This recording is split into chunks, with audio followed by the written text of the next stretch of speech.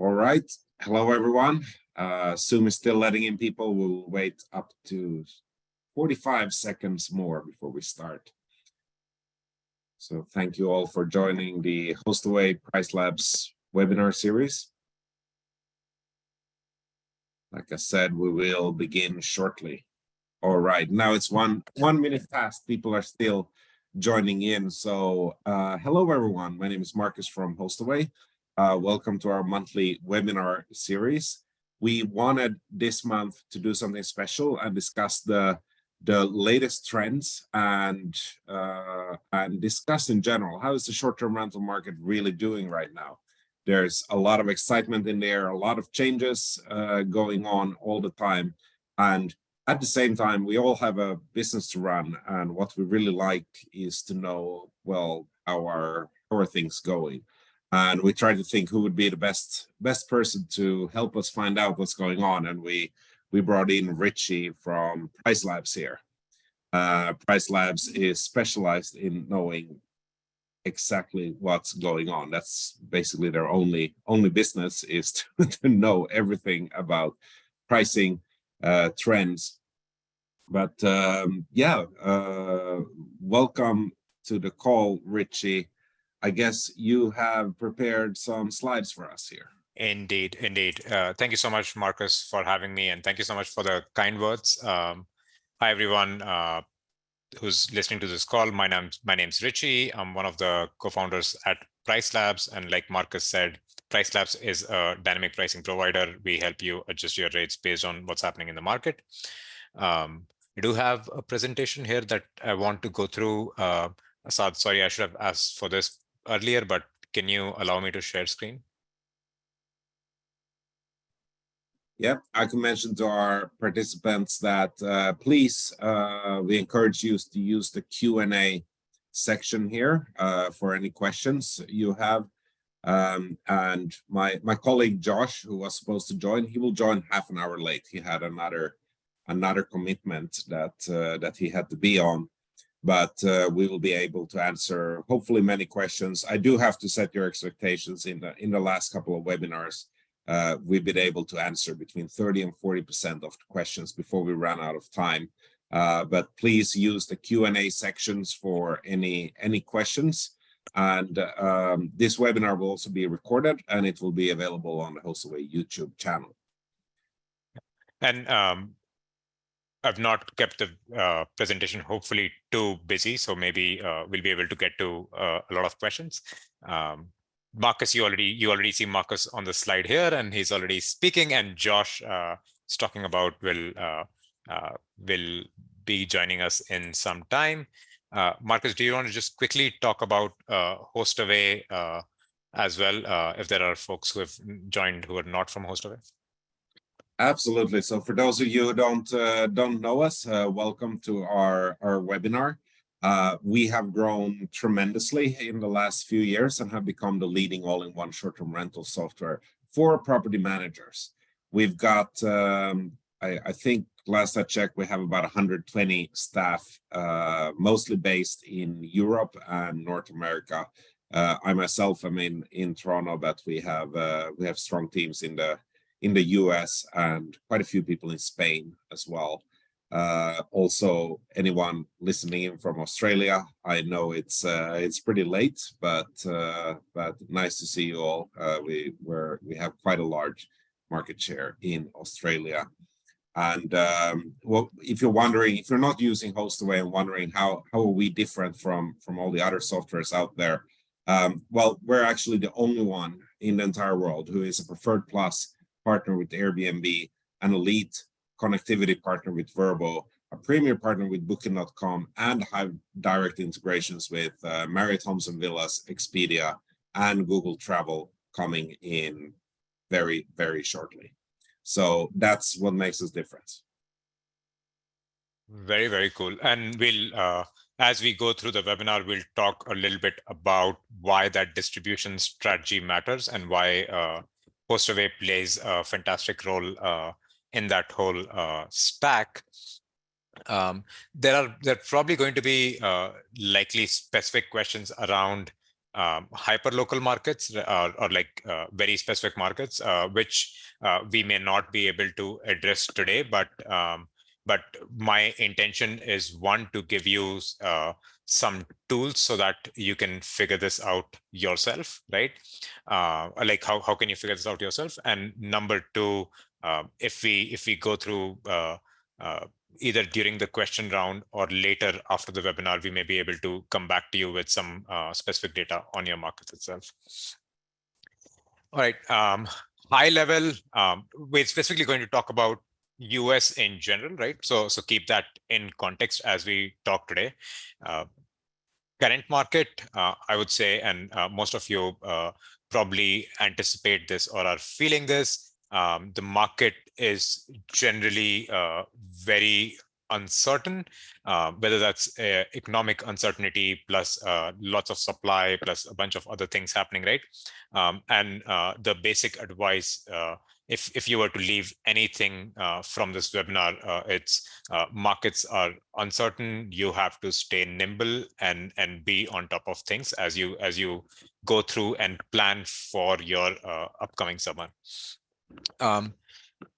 What's like a big thing, specifically when we think about the Airbnb or the vacation rental world, right? Here's a quick graph of how the supply has shifted over the last 12 months or so, 11 months, I guess here, in terms of how the supply has moved. It's moved from roughly having 1.25, 1.3 million listings to close to 1.45, 1.5 million listings, about a 10 to 20%, about a close to a 20% increase in the number of listings, right? And what's that has done is it has added to a lot of competition in the market, right? In Feb, we saw a slight reduction in number of properties, but the number compared to Feb of 2022 still significantly higher. And that, along with certain economic uncertainty, is what we need to uncover as we think about what's happening in various markets. I like for case of examples and to understand what's happening in various markets, I took a snapshot of some cities in US, right? And now this is like city boundaries are not very well defined. So I picked certain relevant areas and I said, hey, let me look at Chicago, Boston, Manhattan, Chicago's certain neighborhood, Boston, Manhattan, specifically San Francisco, New Orleans, specifically French quarters, right? And how's that listing count doing? Generally, in most markets over the last 12 months, we have seen like 2022 March to 2023 March, blue graph being the 2022 March and yellow graph being the 2023 March listing count. In most markets, we have seen quite a significant increase in listing count, especially in markets, in city markets, right, where in 2020 the listing counts dropped significantly. 2021 they were still low, and then as the 2021 boom happened, 2022 boom happened, those listing counts became quite a bit, and so we have seen that expansion happen quite a bit on these markets. These numbers are higher than 2020. I see a comment there, right? But yeah, compared to 2020, also these numbers are higher. I can maybe add yeah. some context here. Some of these markets, like Manhattan and San Francisco, are heavily regulated. What it means is that the numbers that you see here may not be full time. So, for example, a lot of people, in order to rent out their place, they have to be living there permanently, and they can only rent it out when they're traveling. So if you're running a business in a market like this, you are not actually competing with more full-time properties, meaning that they're available 365 days a year. If you are in these markets, you might be better off looking at hotel data. And I can say from my personal experience, I'm one of them. In the city of Toronto, they have regulations. You can only rent out 180 days a year. So I rented out my place 5 months this winter, but most of the money is made in the summer. That's when the tourism season is here. And I won't, even though I'm one of those listings that were added, I won't be competing because I'll be staying at home for the summer. That's correct. That's correct. That's correct. Yeah, agreed. Agreed. Um, but regardless, generally, like even when we look at vacation rentals today, I've only brought the city data. Maybe in one of the other calls we can do vacation rental market data, right? But normally in city markets we are seeing that expansion, partly because of the regulated environments and how to absorb that in these city markets. But even in the destination markets or vacation rental markets, as we call them, we're still seeing similar expansion across US. Now there might be a couple of markets that haven't seen that, but in general, we've seen that expansion. In terms of, again, looking at those cities, except for Chicago, purely because of the dramatic increase in number of properties there, most markets have seen an ADR increase even compared to 2022, even though we're talking about some recessionary pressure, etc., right? But we're seeing that ADR increase in these markets. New York has a dramatic increase, as you could see, but most markets have ADR increase. The ADRs in Chicago are lower than 2022, but still significantly better than what was in 2021 or 2020, right? So we're in general seeing that ADRs being higher. Let me clarify. I started with the term ADR. ADR, we mean average daily rate, which is at what rate are these properties booking at, the nightly rate, right? And this is it's like, if you look at something like a 180 number, that may seem weird for Chicago, but then we're looking at the full stretch, right? We're looking at 1 bedrooms, 2 studios, but also we're looking at 2 bedrooms, 3 bedrooms, 4 bedrooms. We haven't cut that data by bedroom size, but across all bedroom sizes, the big takeaway is not the actual number, but the change in ADR here. And we're generally seeing ADRs in most markets to be higher than what they were in 2022, and definitely a lot higher than what they were in 2021 or 2020. Yeah, one very interesting observation on this data, again related to how people rent out places in for example, Manhattan and San Francisco. It's worth noting that that there's an alternative cost, and people also list their places based on what they can get for them. So, for example, my neighbor, he's actually also renting out his place every now and then. But hey Adam, if you're listening, thanks for joining here next door. He's actually putting a high price, and if nobody books it, it's fine. He stays at home. But every now and then someone books it, and he goes to his cottage, which is the way some of these higher prices are done as well. So what that can mean for someone in Manhattan is they might be looking to go on a vacation to Florida, but if the prices are high in Florida, they will only do that if they can rent out their own place. And this is why we see, for example, Chicago, which is a very big city, but has a lot lower percentage of owner-occupied rentals. That's why the ADRs are down there, but they are up in other locations. So that's, once again, something to keep in mind when you look at data like this. It doesn't necessarily mean that everyone is paying more or that everyone is paying less in Chicago. It might just mean that there is a difference in the inventory. And we're also looking at on average, right? There might be some owners and property managers who are making more, some owners and property managers who are making less, right? The intent, hopefully coming out of this webinar, is for us to think about how can we be making more, right? How can we have the like the unfair share of the market, is what we call it, right? Then we've looked at supply, we've looked at ADRs, right? Next thing for us to look at is the occupancies in the market, right? Now, because the number of properties are higher, even though we're able to maintain the ADRs, the occupancies in most markets we're seeing is relatively lower, and although the number of nights booked are not really dropping, the demand is still there, but because of the extra supply, it's leading to occupancies being a little bit lower, right? So the demand is similar or higher than last year in many city markets, right? But because of the increased supply, the average occupancies are a little lower.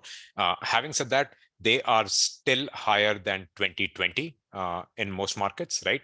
But what we're seeing is them being a little lower than 2022 and also relative to 2021. In some markets, we're seeing them to be lower. In some markets, we're seeing them to be higher.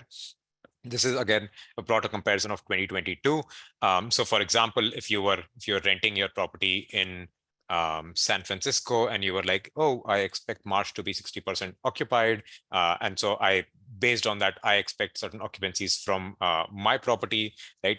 March was a little bit slower for San Francisco, and so your properties might book a little bit less unless we take the corrective actions and react to it, and are on the forefront of making sure that we're getting the unfair share of the market.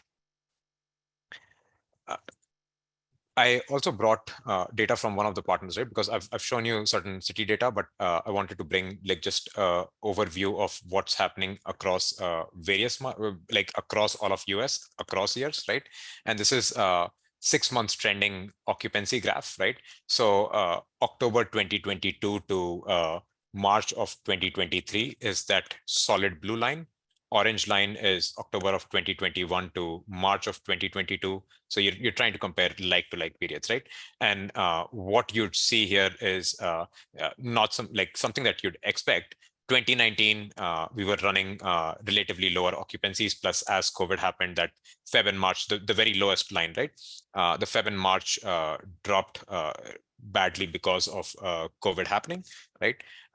Because of COVID also happening, our 2020 numbers shot up relatively higher because now people were comfortable with staying at vacation rentals. They were traveling throughout the year as such, right? Then 2021, 2022 was still a boom period when we looked at occupancies, and you were seeing still significantly higher occupancies, right? And by March of 2022, we were starting to see some bit lower than March of 2021. But when 2022, 2023 came around, we saw some softness in the market, right? With most divergence coming in March of 2023. As you can see, it was trending closely to 2020, 2021 periods, and then divergence to March in March. Again, very similar to what we have seen in various cities as well. Net, if I look at this, my net takeaway from this is that we were trending fairly close, and we're seeing some softness in the market. It's a crystal ball to saying what the summer is going to look like. But looking at today, and I haven't brought the future data because it can be very patchy. It's hard to make forecasts from future data. But when we were looking at future data in preparation for this webinar, we're seeing softness in most major markets, right? Compared to same time last year of 2022, right? And so what that softness means, it's not Hail Mary that, hey, oh my God, things have gone bad, but it is an opportunity for us to think about what can we be doing differently, right? And one thing about this data, it's very interesting to see the year over year. The last 3 years are substantially higher than the previous years, and that's a key takeaway here. That even if it is softening, if you look at that 50% for November, yeah, it's still substantially higher than the 40% we had in November 2019, and that's a very strong indicator that there has been a systematic shift in the way people consume. But there's two numbers missing from this graph that matter. First of all, this is the entire US, so this will differ, of course, per region. But most importantly, what will differ even more is the two factors that go into creating this number. One of them is the supply, and the other one is demand. So these are things that have changed dramatically, especially on a regional level in the last 3 years, and they have changed very differently in different markets. So supply is the number of properties available, and demand is the ones that get booked. And even though it's on average, let's say 63%, there will be big differences. And a key to winning your own market is knowing what is the trend over time. How many more units are added? How many are removed? How many are booked? And what are the occupancy levels for those? 100%, right? Like that's like if there is Marcus summed it up my next slide really well, which is we are walking into uncertain markets, right? And they are opportunities for us to get that unfair share. And what we really need to do is analyze what's happening in our local markets, react accordingly, review again, like how did we do, and then just rinse and repeat, right? Keep doing that so that we can keep that unfair share of our market, right? Now, good thing, all of you who are on this call, you already have an advantage because you're already starting to think about this. You already have a competitive advantage to rest of the people who are thinking about this in or not thinking about this that are competing with you. So kudos to all of you in joining this webinar and already starting to think about this. With that, let me introduce briefly PriceLabs. If you're not familiar with it, we do dynamic pricing for short-term rentals, mid-term rentals, independent hotels. We only do pricing and market data. We work with Hostaway so that we can take our prices, send them to Hostaway, and Hostaway can send them to various channels and help you manage your operations more seamlessly. We started about 8 years ago. Today, we price a little over 200,000 properties globally. Majority of our properties are based out of US. We do worldwide. We gather some of the data that I showed you. That's data that we gather every day. That's our bread and butter to figure out what's happening in various markets and how do we price those markets. And then we have similar to like Marcus said, about 120 team members around the world in US, Europe, APAC regions. High level, quick overview of PriceLabs before I get into some tactics here, right? PriceLabs, we are a dynamic pricing platform, plus we provide reports on market data as to what's happening and benchmarking to saying how your property is doing and also comparing those your property to various other properties in the market. Now, dynamic pricing, we capture local demand every day, what's happening in the market. Our algorithm automatically prices to saying what should the ideal price be with some basic rules that you've given us. On top of that, you can apply various advanced rule-based strategies based on if you have a portfolio of properties or if you have certain constraints, etc. Right? For example, I can't take Sunday check-ins, etc. Right? So you apply those, and then we send those nightly rates plus any stay restrictions like 2-night minimum stays, 5-night minimum stays, optimized minimum stays, check-in, checkouts, etc. to Hostaway. And then we do this process every 24 hours to make sure that we are able to maximize and get that unfair share of the market. And then in terms of reports, we show you what's happening in various markets, what were the occupancies last year, what were the revenues, what were the ADRs last year. I brought some data for certain cities, but you can pull just about anywhere in the world using PriceLabs as market dashboards. And then finally, benchmarking, we connect to Hostaway. We get your booking performance data so that you can see what's happening with your bookings, right? And on top of that, you can also layer market data to saying, hey, I am running a certain occupancy, but markets are running higher or lower. Should I be doing something differently? And that benchmarking tool is a free tool to use. But let me come back to the part 2 of this webinar. We briefly looked at some of the markets, right? Of course, it's hard to cover every unique market, but the intent was for you to get that various cities even can be very different, but generally there is volatility in the market and we should be reacting. And so the next thing that we want to look at as if we know markets are adjusting differently, what is it, how do we make sense of it, and how do we say should I be doing something differently in pricing, right? And this is where pacing reports come in. What is pacing? Pacing is not like I talked about occupancy, I talked about average daily rates, etc. Right? Pacing is not really a metric, but it is it's a word or adjective that we typically use to give context to how are you performing, right? So for example, if my occupancy is higher than what I expect it to be, I am pacing ahead. If my occupancy is lower than what I expect it to be, I am pacing behind, right? So it's like pacing in itself is not a KPI, but it gives that context to what's happening to your ADR or what's happening to your occupancy. A Hopefully, good example of pacing, anyone who has an iPhone, you can open up the health app, you can check the steps that you've taken, and then check on a monthly level, you'll see a line there. That's the pacing one. That's the one you have to reach if you want to walk the same amount of steps as last month. So it doesn't tell you need to walk more, it's just a line, but that's the pacing metric there. very good example. I'm going to use that, Marcus. But there are 4 key KPIs that we typically should familiarize ourselves with. Occupancy. Occupancy is how many nights do you have booked over a certain period of a booking window, right? For example, I could talk about occupancy of the current month, in which case, say I have, which is April right now, it has 30 days.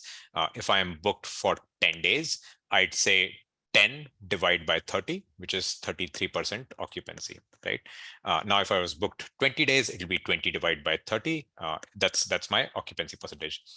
That's my monthly occupancy. I could very similarly talk about my annual occupancy, but fairly straightforward metric, right? But again, occupancy does not have a meaning. If I say I am 10% booked this April, doesn't have as much meaning other than saying, hey, last year I was only 2% booked. Wow, you've done a fantastic job. But last year I was 50% booked and I'm only 10% booked. I've done a terrible job, right? Which is where pacing gives context to any of our metrics, right?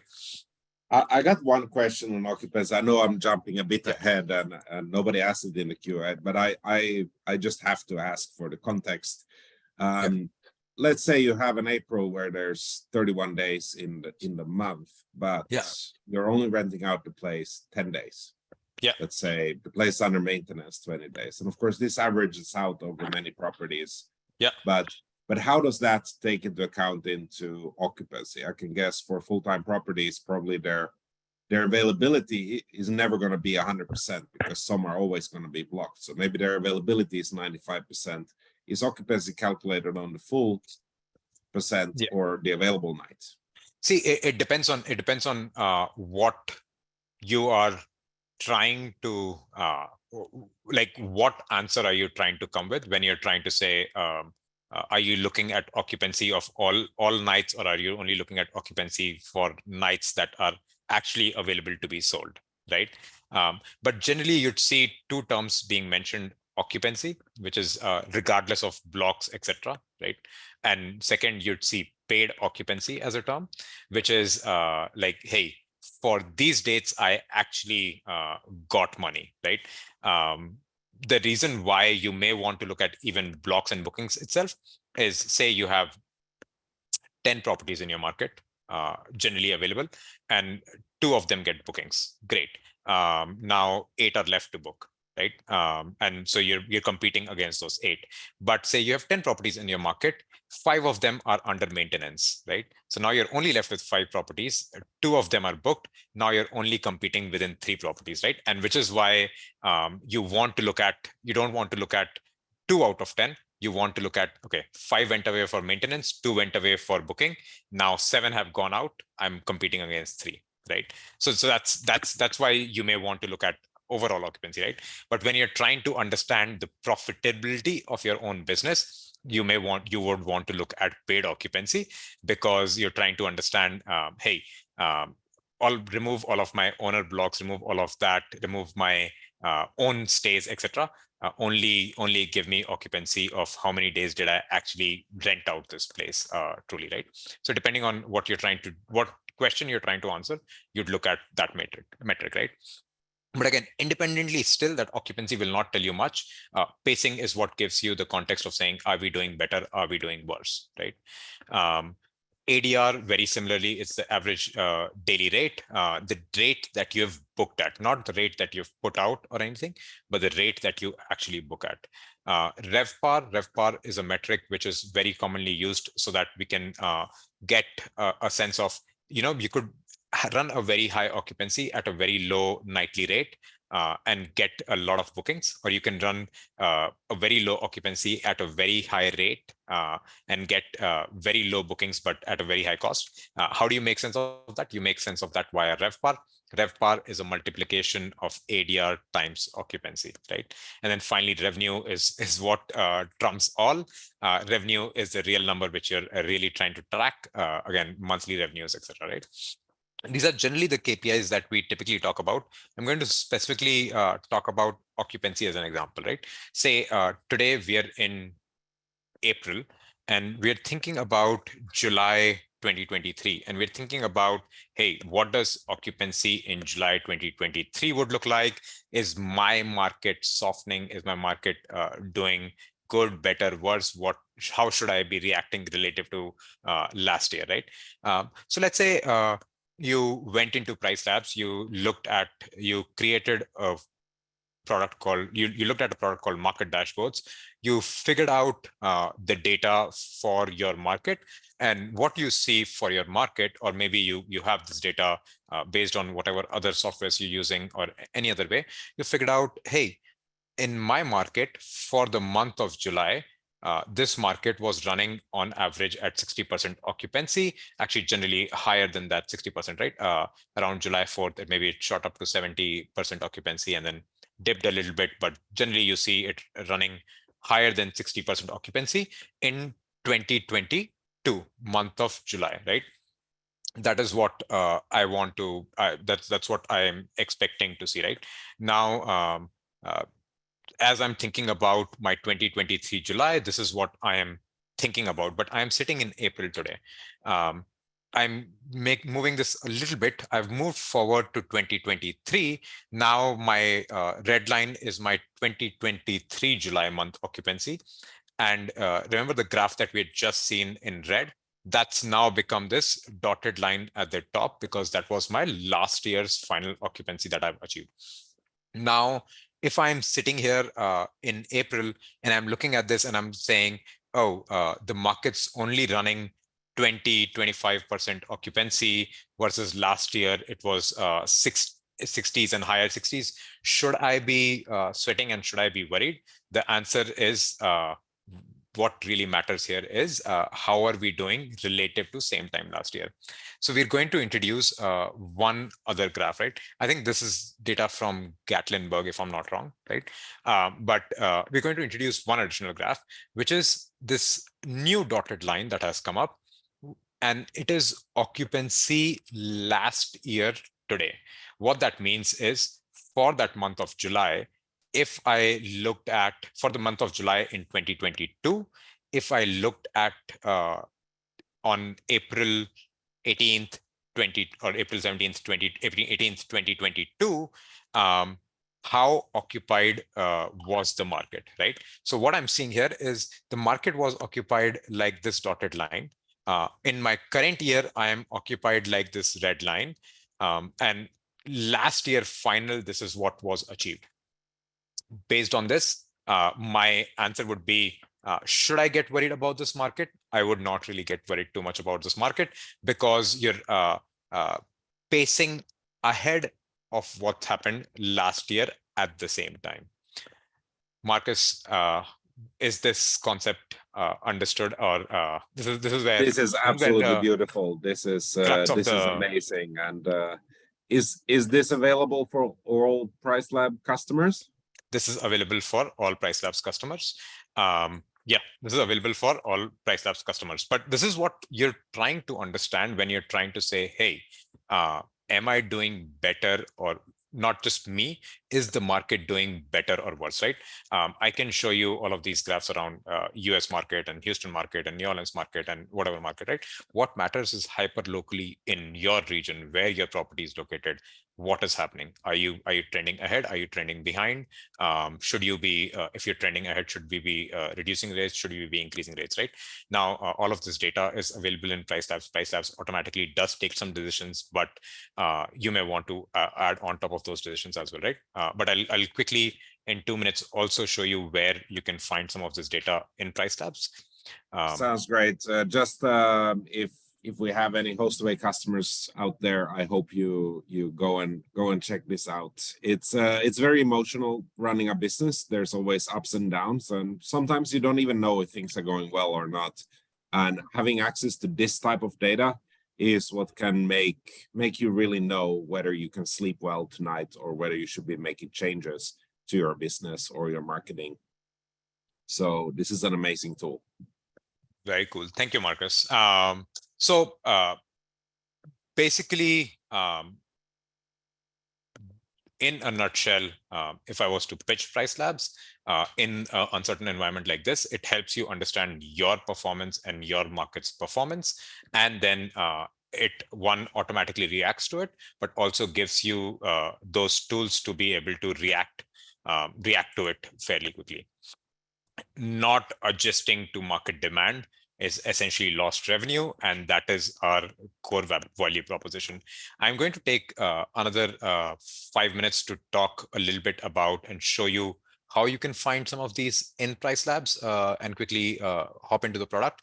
And then I'd ask Josh to talk a little bit about, now that we've looked at pricing as one of the levers and how to think about that, the second lever that you should actively be thinking about, because we're thinking about that unfair advantage on occupancy and on pricing, is not just about pricing, but also your channel distribution and making sure that you have the right channel mix for your properties. So I'm going to hop into PriceLabs, show you quickly where you can find some of this data. What does that look like? And then come back out and hand it over to Josh. Josh, sounds good? That's good. All righty. Cool. I have some screens ready just for speed. But if you were to hop into PriceLabs, you'd see certain properties. For example, I have my Florida beach house here. You'd quickly, I've already pulled in. You'd see all kinds of nightly rates, etc. For your property. We have a lot of all of this. If you put your mouse on, it'll tell you, hey, right now the seasonality is low and the demand factor for that market is low and it's pacing behind. Remember the spacing concept that I just introduced.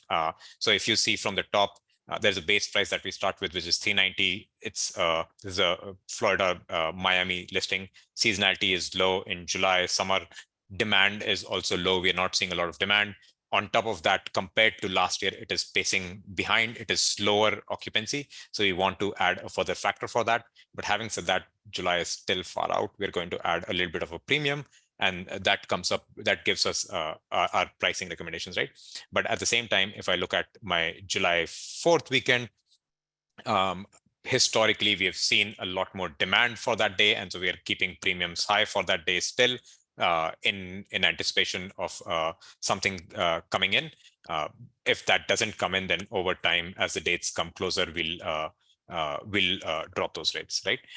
On top of that, all of this gets automated. You put in your base price, you put in your minimum price, and then finally, you have a lot of control with various kinds of customizations, whether that's stay restrictions, last minute prices, etc., etc. I don't want to spend a lot of time talking about exactly, because this would take forever. But so I did this, and I took my Florida beach house, and I have, I wanted to say I've already, okay, yeah, I have. So I've already pulled, for example, again, for this Florida beach house, I have pulled my property's prices, and how does that compare to other 3 bedrooms in the market in my neighborhood, compared to the gray line, which is 25th to 50th percentile of the properties, 50th to 75th percentile of the properties, and 75th to 90th percentile of the properties. How does my black colored line, which is my price, how does that price sit relative to the market, right? Now, here we are seeing low occupancy trends. So we're really pricing low, versus here we are seeing relatively it's far out still. And plus New Year's, we have known it's a big demand day. We're pricing those higher, right? And remember the occupancy graph that I had shown you? This is the occupancy graph that you're looking at.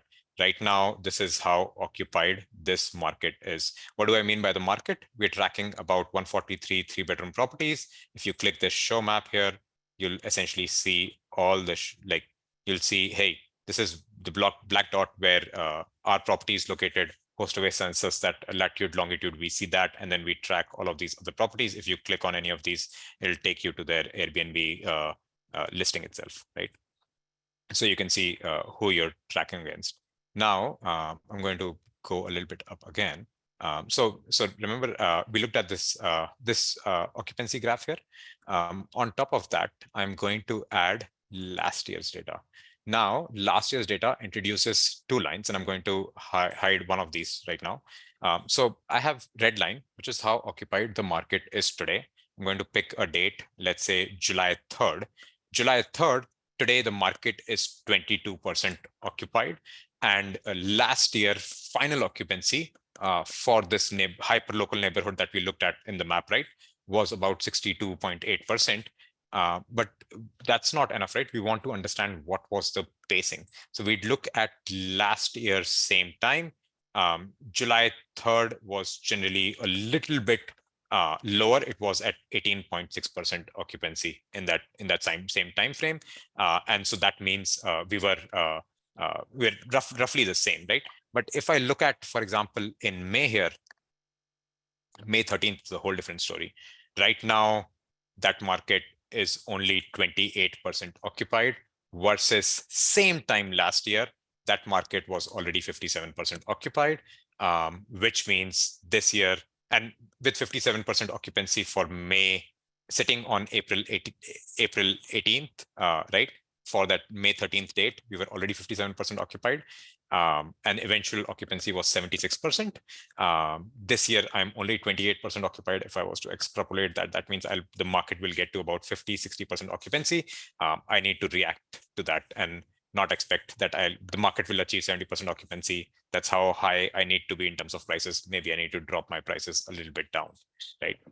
Again, pacing gives you context so that you can take these actions. PriceLabs automatically takes these actions on your behalf, but you may want to take some of these actions, right? So this is one view where you can see this for each individual property. I wish I had pulled a market dashboard, but at the top, you'd see market dashboards. Even if you're not using our dynamic pricing solution, you can pull a market dashboard where you can see for any market what's happening.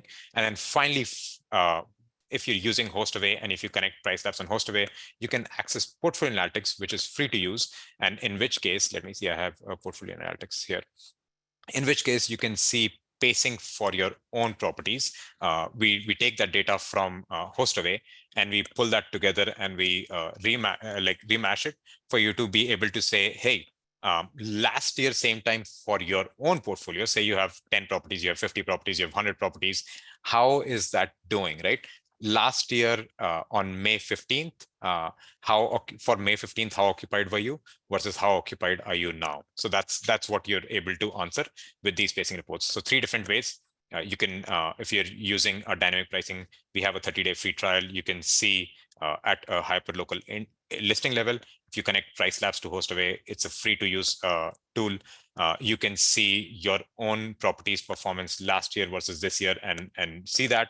And then number 3, if you're looking for more just market data, you can use just our market dashboards, and that will give you an understanding of what's happening in the market. There's a lot more that we can go into in each of these graphs. But with that, I do want to hand over, we have 15 minutes left. I do want to hand over to Josh to talk about uncertain markets. We are going to review what's happened. What was the specific words that I had used here? My apologies. We're going to analyze what's happening, look at those pacing graphs. We're going to react. Are we going to adjust? We're going to increase, decrease rates. How are we going to react to it, right? We have done that. We're going to review, is the market still doing the same thing? Because also do understand lead times in the market are changing. Lead times are how far in advance are people booking, right? That does change itself. So while pacing gives you the context, right?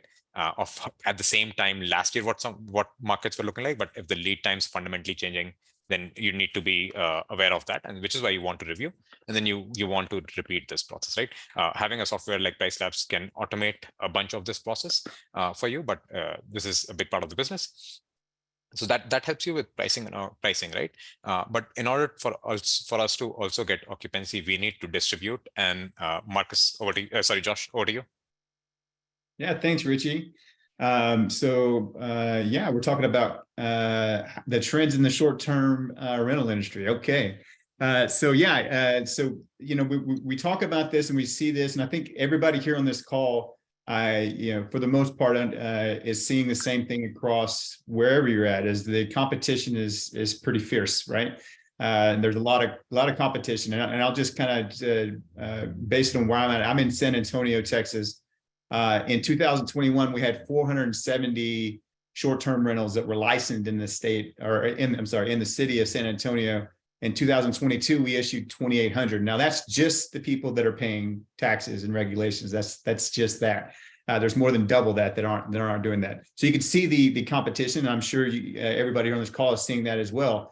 And one thing that I notice on calls that I have with our customers here at Hostaway is they see the same thing, obviously.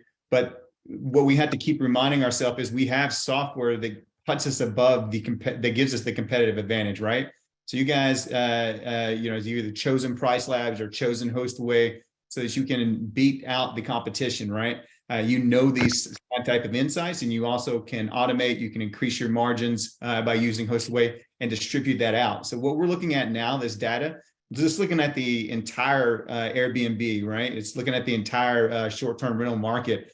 It's not including just property management companies, right? It's including all those individual owners out there that don't have software like PriceLabs and don't have software like Hostaway. So the competitive advantage is to, number one, your software, right? You get a property management software with a channel manager behind it that's going to be able to get you into all your other channels, your Verbos, your bookings, your Marriotts, right? As well as Airbnb, so that you have that competitive advantage of, okay, maybe if they see me over here, maybe they won't, maybe if they don't see me over here, maybe they see me over here, right? And so you can market your business a lot better once you adopt the channel manager to spread out. And then it's obvious with PriceLabs, the value add here, where you can say, yeah, you might be taking maybe a little bit more on this rate, but at least you're taking some more and from where you were before, right? Like maybe last year was $265 a night, but you're seeing that people are still pricing that rate at like $265, but they're not getting that, and so you need to drop down to $250 or $255 and at least get that occupancy, and you're losing out what, $10, but they're losing out on the entire $265, right? So you have the software. Well, I hope you have the software. If you don't, you can go to hostaway.com and sign up, and then also PriceLabs as well. But this is the advantage of being able to be ahead of the curve when it comes to managing your properties, is having software with your success in mind. And that's what we've built Hostaway for, and our great partners over at PriceLabs as well. So you have that advantage. So while competitive, you do have that advantage in the market of being able to get out in front of things. So while I'm here now, so feel free to ask any questions about Hostaway. I'll be glad to answer them in the Q&A. And if time suits it, then I'll answer live. But thanks, Richie. Thank you so much. So that's mostly the end of our presentation. There's probably like no end to how far we can go into a pacing conversation, or into trends conversation, or into channel management conversation, right?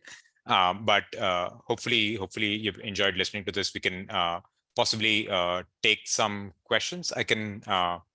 Yeah, I can actually group about 5-10 of them together here. There seems to be a lot of questions regarding what about this market? What about that? For example, Bahamas, Germany. Also, I think a related question is, do you have to sign up for PriceLabs? Does it cost anything? Is this data available? Maybe Richie, you could, if you have a trial, if you have certain markets, you could share a bit on that. And we'll summarize this in the email as well, but we have 3 products, right? We have a product called dynamic pricing, which gives you hyper-local data for your where your property is located, but also automatically adjusts rates, gives you a lot of control. We do a 30-day free trial, and then after that, it's a fixed fee based on number of properties that you have, right? If you have 1 property, it's $20 a month. If you have 10 properties, it's $135 a month, and so on and so forth, right? Then number 2, we have a tool called Portfolio Analytics, which does not look at market. It takes all of your existing reservation data right, that we get from Hostaway. It massages that data so that you can make sense of, hey, how am I doing in terms of revenue year on year? How is my own properties pacing compared to last year, etc. Right? That's a free to use tool. It's called Portfolio Analytics. And then number 3, we have something called as market dashboards. Market dashboards can help you answer, hey, how is Bahamas doing this year, or how is Honolulu doing, etc. Right? Market dashboards can help you answer that at a market level, right? That's we charge $10 a month for about for you to track 1,000 listings. If you're tracking 5,000 listings, we charge $20 a month. That's a little bit on how to think about this, but specifically if you're looking for certain markets and what's happening in those markets, you're essentially looking for market dashboards. All right, thank you very much. And I can also answer on the behalf of Hostaway. A lot of people are asking how to sign up. Go to hostaway.com and sign up there. If you're not hearing anything back, where you should be able to book a demo right away, or a sales consulting call. But there is a lot of demand right now. If you don't hear anything back, please email sales@hostaway.com, and we'll make sure we get back to you. And sorry, there's a couple who have been waiting to get back. That's yeah, it's tough, when demand is through the roof. But Adnan, I hope you can email sales@hostaway.com. There was a lot of actually really good questions here. So first of all, ADR, is it based on total cost or just a nightly rate? Does it include cleaning fees? When I was showing the data, it does not include cleaning fees. It's nightly rates, right? But again, that's a good question. When you're looking at data, you do want to ask that question about for that specific data set, do they include cleaning fees? Do they not include cleaning fees? But when I was showing you something, it was all without cleaning fees. It was pure play nightly rates. Now, if they have cleaning fee baked into it, where they don't separate out cleaning fees, then we're not able to separate that out, of course, right? What I mean by that is they're not charging any cleaning fee, they just have nightly rates, then that's what we see. But if they're charging cleaning fee separately, then it does not include that, it just includes nightly rates. All right, then a lot of or we've got a couple of questions about whether PriceLabs is free to use with Hostaway. No, just like Airbnb, it's not free to use. You have to pay them, and same thing Except for Portfolio Analytics. Our Portfolio Analytics product is free to use with Hostaway. That's amazing. That's absolutely fantastic.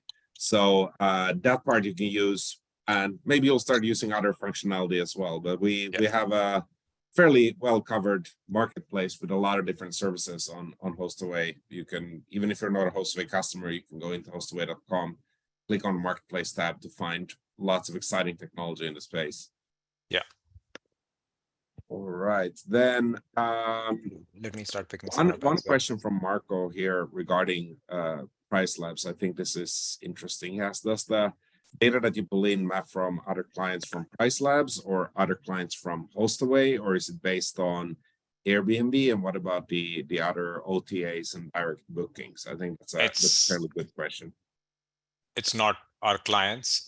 We keep those two data sets separately. Our own clients' data versus like the data that we get from clients versus we scrape Airbnb. We get every day we go in, we see what's happening with Airbnb, every single listing, right?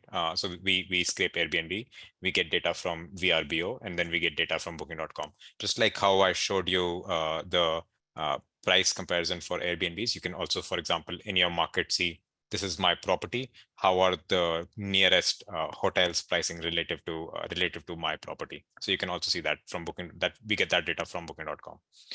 So it's all properties and not just our clients. Cool. I have a question around, can you separate out data for midterm rentals 30+? Yes, you can. You can do that via market dashboards. Ellen, if you reach out to us at support@pricelabs.co, we can help you figure out how to separate the market data, like midterm 30 plus days data, right? PriceLabs, bulk edit. Amanda, if you can reach out to support? Looks like a very specific question. Why might be booking windows shrinking? This is Marcus' question. I feel like, Marcus, any guesses on why we might see lead times? I'd be surprised overall if we see booking windows shrinking. I'd rather say that the data supports that we're seeing the opposite. So what's I agree. happening? We haven't seen a whole lot of booking windows shrinking. We did see, like, the way we booking windows have shrunk relative to 2019. Yes, right. Relative to 2019, people used to have not a lot of people were traveling to vacation rentals in general, and they were traveling with their families, and it was a completely different mind game, right? And since COVID happened, people started booking a little bit more last minute, and plus I think the younger generation just books last minute. They're just more comfortable with it, and so that's leading to a little bit of that shrinkage. But compared to year over year, if I was saying, like, is it relative to 2022? Are we seeing booking windows shrinking? Not a whole lot related to 2022. In fact, they're up from what we were seeing in 2021. In 2021, people were booking just extremely last minute, right? In 2022, that became a little bit better, and 2023 looks almost like 2022. This is one of those metrics where it's dangerous to use averages, because what happened overall was that in 2015 to 2019, the travelers had a constant trend where they were using more and more vacation rentals and short-term rentals, and that percentage went up every year. But if you were renting out back then, you had a fairly standardized group of people who were renting it. Then what happened in 2020, 2021, and to some extent, and some markets 2022, was that group might have changed completely. Let's say in 2019, maybe you had 80% business travelers, and in 2021, you had 0% business travelers all of a sudden, if you found a different group. And what's happening right now is that we are not going back to 2021, but we are also not going back to 2019. And if you remember booking a holiday in 2019, you booked around 3 to 6 months ahead. If you remember booking a holiday in 2021, you booked around 3 to 6 weeks ahead. So what's happening now is that we're seeing, instead of being all extreme, either 6 months or 6 weeks, we're seeing half of the market, or a certain percentage of the market, going one way back to 2019, and the other market is staying in 2021. And that's why the averages are not moving. But if you happen to be catering to the people who were booking in 2019, you're likely to see a bigger going back to normal. But if you don't have that data, or if you're catering to the people who were booking in 2021, you'd likely not see any changes at all. And this is, once again, why averages are sometimes misdeceived. Completely agree. Completely agree. And plus, averages are also like, in certain markets, you know, that lead times are very different compared to other parts of the market, right? Again, so which is very big proponent of like, these are good to understand to inform what's happening in the market. But when you're trying to react on very local data of your market, and not like, if you're in Galveston, react to Galveston, or if you're in Honolulu, react to and even in, actually I don't know Honolulu that well, so let me not say that, but let's say if you're in Charleston, right, react to what's happening in Charleston. Or if you're in Miami, you may want to react to Miami Beach may do differently than somewhere inside in, like, more inside Miami, right? So you want to react to that hyper local data, and not, like, you don't want to react to, in Miami, what's happening in New York, right? Yeah, that's right. We're running out of time. I got one question here from Mason. I think it's a brilliant question. as a new STR investors, would you recommend starting out with PriceLabs or try my own pricing and then use it in the future, trying to see if starting out is worth using PriceLabs or not? I can tell you from firsthand experience, if you and anyone else out there, if you're a new STR investor, you're in for a very, very exciting journey. What you're also in for is a very, very expensive journey. There are things that are going to happen in a different way than you planned. Actually, I became an Airbnb superhost this winter with just 12 guests, but guest number 12 happened to figure out that the sewage system was broken, and there was an extra bill for 6,000 that I had to pay. These are the things you will learn as a new STR investor. Now, I'm mentioning that because if there is technology that is available there that can help you, your distribution, get your own direct bookings, that can help you automate tasks, get better reviews, collect payments more effectively, manage deposits, increase the security of your property, set the right prices to maximize occupancy like PriceLabs can help you do. There is simply no, the amount of money that it costs to use this technology is just peanuts compared to the savings that you will have in problems from getting bookings at the wrong price point, or not getting bookings, or having to do expensive maintenance, not screening guests properly, or not being advertised in the right places where the guests are booking. Those are, especially if you're a STR owner, those are the most expensive things in the market. And what you should do is really set yourself up for success. Choose the best technology, because there is a lot of technology in this space to help you out. But yeah, looking at the cost, it's completely peanuts compared to what a new roof will cost. Yeah. And also, like, just very basic, like, just look at like number of hours that you'd end up spending even without the massive bill that Marcus is talking about, right? Like the number of hours that you'd be spending trying to do something, and how thin do you want to spread yourself, right? And is it like the cost of Hostaway or a PriceLabs or some other technology can sometimes be so minimal relative to the number of hours that you're going to save itself, right? Or the bookings that you never got. Yeah, and the bookings that you never get, those are the most expensive ones. Someone wanted to stay 3 months and pay 25,000, but you don't get it because you're not out there. Yeah. Very cool. Cool. Right. I think we are at time. As I think we did worse in terms of answering the number of questions, maybe. I think Marcus said we do about 70-80% questions, if I was wrong. I don't know if we got to even that much, but Marcus, thank you so much. You can always email support@hostaway.com, support@pricelabs.co. Yeah. And thanks everyone for joining. Have a great day. Thank you. Bye-bye.